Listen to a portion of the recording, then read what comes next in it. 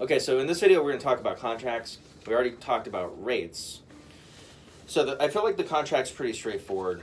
In the top, you have registration information. So that's just like student name, parent name, email address, phone number, date of birth for the kid, that kind of stuff. And then, and by the way, I don't ask for people's driver's license anymore, even though it's on there. So like, if you have people fill this out, you can just scratch that out. And I like physically do that. I'll scratch it out and tell them, don't worry about that. All right. That has, the reason that was on there is the way we used to do it is if somebody bounced a check, then we could track them down and send them to collections based off of their driver's license. I just don't even mess with that anymore. Like, more people are going towards credit cards at this point. The checks aren't really a big thing. Special needs concerns. Not everybody fills this out, but that's just there if there's something that we need to know, like maybe there's a physical disability or cognitive one, whatever. That's a place where they can put that stuff so the teacher knows what's going on. And you know, I may not always interact with your students, so like, but I have to see every contract. So it's important for me to know that Johnny maybe is dyslexic and there's an issue there, and that just gives me information if I ever have to interact with the family or interact with you about how the lessons are going and that sort of thing. Mm-hmm. Okay, the middle section titled membership contract. So this is actually the contract part. The first paragraph defines who the parties are. So in our vernacular, that just means the business entity, which is Studio Percussion Inc., and then the client or family being the person who's paying for the thing. So that's what the parties are. Description of membership. So here it just says, by signing this agreement, you have purchased a blank membership. So in that blank would be drums, Michael, drums, Tobin, guitar, James. Like what we typically write there is what the instrument is and then who the instructor is. And that just helps me know and helps the family know what they're signing up for, and that's like on the contract now. Mm-hmm. Membership term of blank months. So 1 month, 4 months, 12 months. If somebody's like, well, I'm moving in 6 months, can I just do a 6-month contract? Well, yeah, we can do the 6-month contract, but you're going to get the 4-month rate, not the 8-month rate. You get the 8-month rate once you get to 8 months. Right. Does that make sense? Yeah. Okay. So it could be a 6-month contract. Or it could be a 6.5-month contract. So what we would do is if there's ever a half month, we just prorate that month.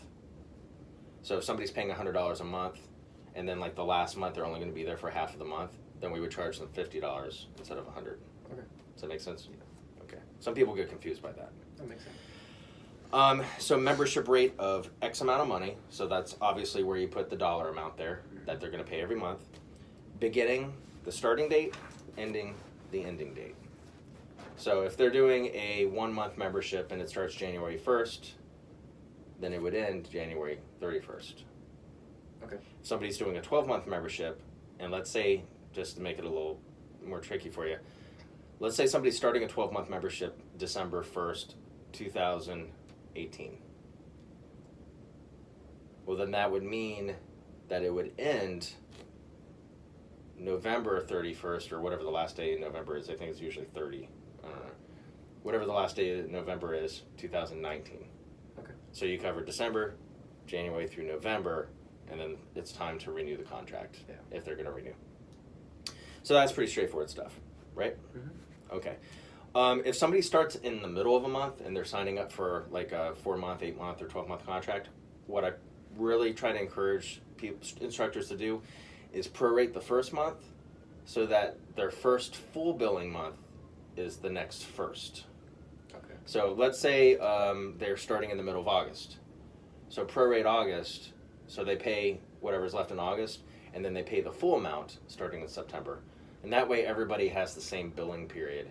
So like we know everybody's being billed the first week of each month. And that's just way easier for bookkeeping. It's way easier for clients to remember when they have to pay.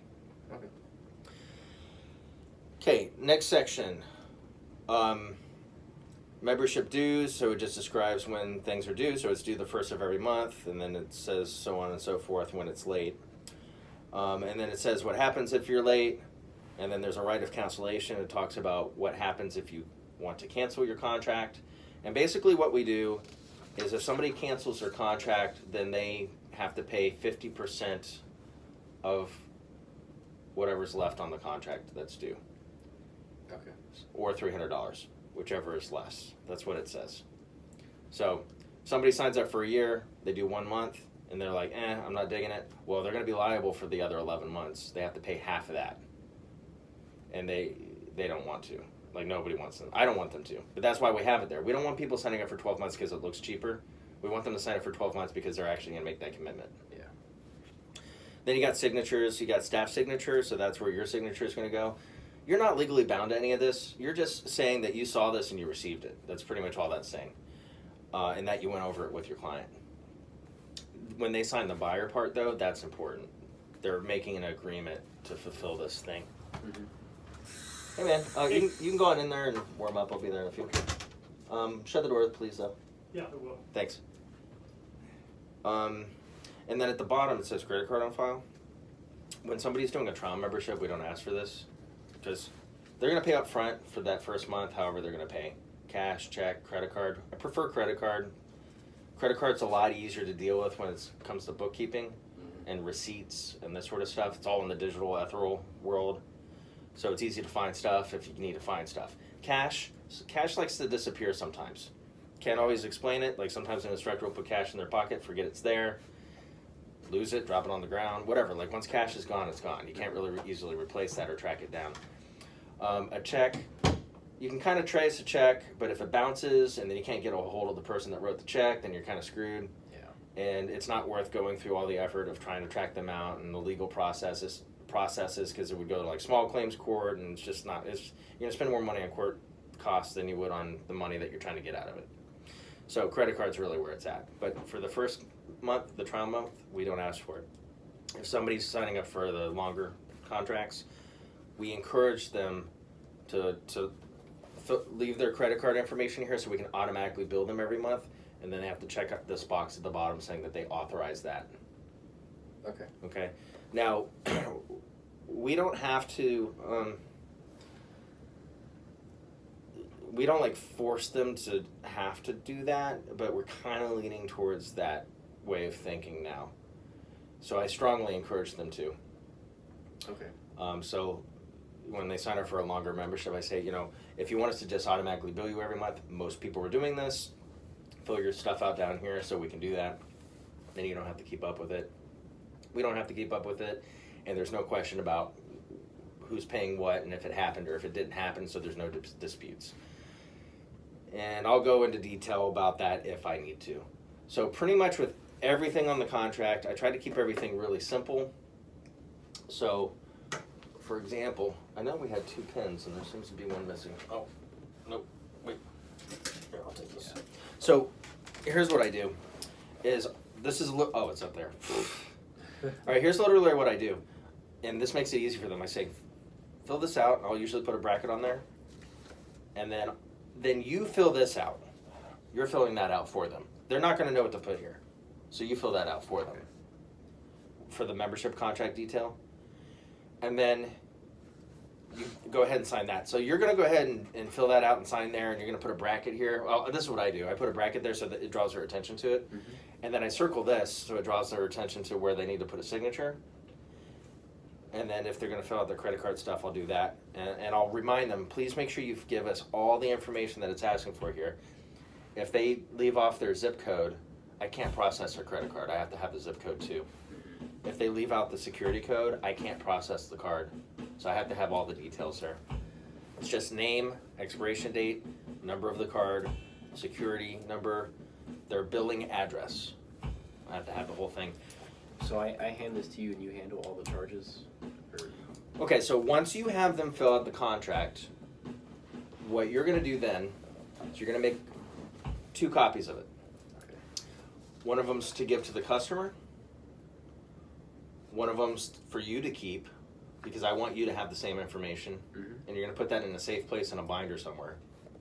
And then you're going to take the original copy and you're going to fold it up and put it in this black box over here. This black box has a lock on it, and this is where I go to get all the contracts that have been signed, and then I process my side of it from there. Okay. Now, if you do collect cash, what you're going to do is you're going to put the cash in an envelope, and you're going to put the person's name on it, you're going to put your name on it, and you're going to put the date, and you're going to put the amount of money that it is.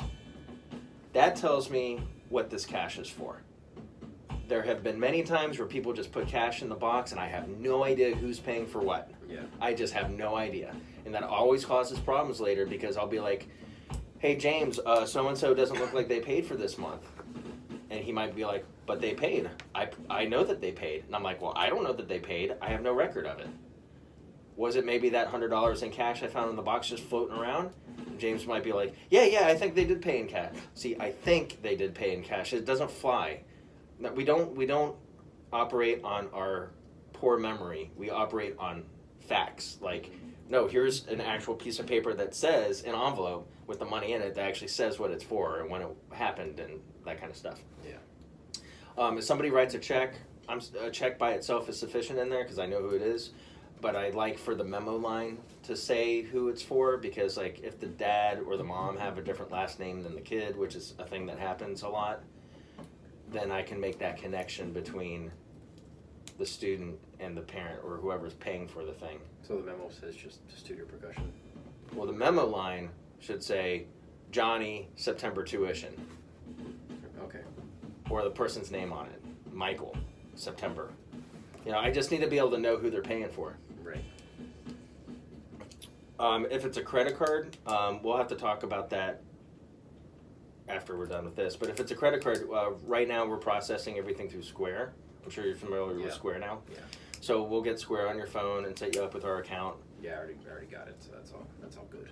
Okay, so you'll swipe there on your phone, and then I'll know. And then in the memo line though, when you swipe the card in the memo line, you need to put like who it's for, what they're paying for. Just like you would in the memo line on a check. Mm-hmm. There's many times where people here will just like swipe the card, and I don't know I know who's paying, but I don't know what they're paying for. So I need to know what they're paying for. I need to know who the student is and what month they're paying for. Right. So that's how contracts work. If I'm around and you're signing up new students and you're new to this, of course I will help you. But I'm not always going to be around because you might schedule students when I'm not going to be around. Right. So you need to know how to do this. And if somebody else is here, they can walk you through it again. But that's also why we're making this video, so you can go back and watch this again if you have a question. I don't think any of this stuff is complicated, but it is important that it's done correctly. Yeah. Do you have any questions about this? I think I asked it earlier. Like, if someone breaks the contract and they're not paying, what's the course of action? That comes to me. Okay. But we'll have a dialogue about that. Like, you'll come to me and you'll be like, so-and-so told me that they don't want to continue anymore. How do we handle this? Well, then that's where I step in and we start working on that together. Okay. This doesn't happen very often, but sometimes it does. Yeah. If I discover somebody's just not paying and then I come to you and be like, hey, so-and-so didn't pay, you'd be like, yeah, they've been kind of missing in action the last few weeks. I haven't seen them. They haven't returned any of my messages. Like, I don't know what's going on with them. Well, then that's when I might reach out to them and be like, hey, what's going on? Yeah. And then that becomes my deal at that point. Okay. Now, I should say, what happens if somebody doesn't pay? Well, if somebody doesn't pay, we all get screwed. Everybody takes the hit. If Johnny doesn't pay for his tuition for the month of September, you don't get paid, we don't get paid. It sucks, but that's the reality. And that's just how we handle it. There's two reasons why we handle it that way. One is kind of an obvious thing. If the money's not there, then we can't pay it. That's the obvious part. The second reason of it is we also want you to have incentive on your own accord to help them make sure that they pay. I'm not going to have time or even physically be around to come and collect money from people. Yeah. You're the one who sees your students every week, so I need you to help with that process. If their credit card's on file, I run it, so you don't have to worry about it. That's why I like it so much. It's so easy. Yeah. But if they're not paying with a card and they're paying with check or cash, then you have to remember at the beginning of the month to make sure you get that from them and put it in an envelope and put it in the black box. Okay. Because if you don't do that, you don't want me at the end of the month to be like, hey, so-and-so didn't pay, and you'll be like, oh, I forgot. And then you have to go track them down for that. But now they're a month late paying, and then the next tuition month is due. Yeah.